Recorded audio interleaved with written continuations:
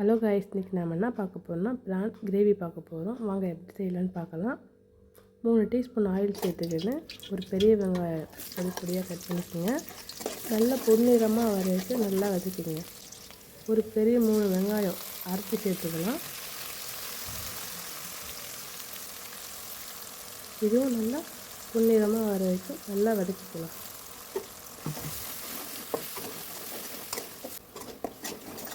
இந்த நேரத்தில் 2 மிளகாய் கீரை சேர்த்துக்கலாம். நல்லா வதங்கின உடனே இஞ்சி பூண்டு விழுது அதுவும் சேர்த்துக்கலாம். 1 டீஸ்பூன் சேர்த்துக்கலாம்.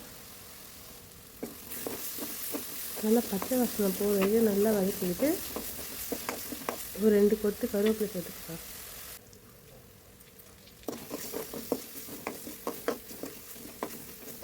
மூணு பெரிய தக்காளி அரைச்சி சேர்த்துக்கலாம்.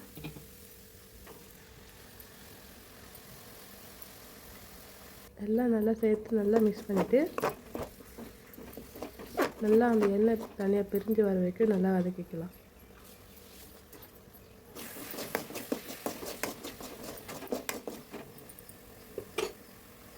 இதுக்கப்புறம் நீங்கள் மசாலாலாம் சேர்த்துக்கலாம்.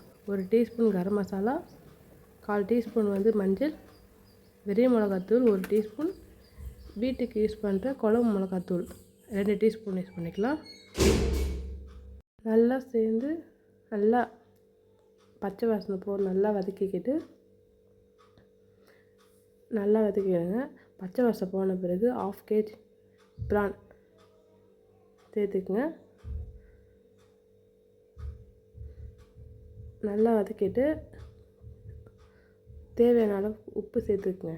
உப்பு சேர்த்து நல்லா வதக்கிட்டு தேவையான அளவுக்கு நான் 1/2 டம்ளர் தண்ணி ஊற்றிருக்கேன். உங்களுக்கு எவ்வளோ தண்ணி வேணுமோ அந்த தண்ணி ஊற்றி நல்லா மிக்ஸ் பண்ணிவிட்டு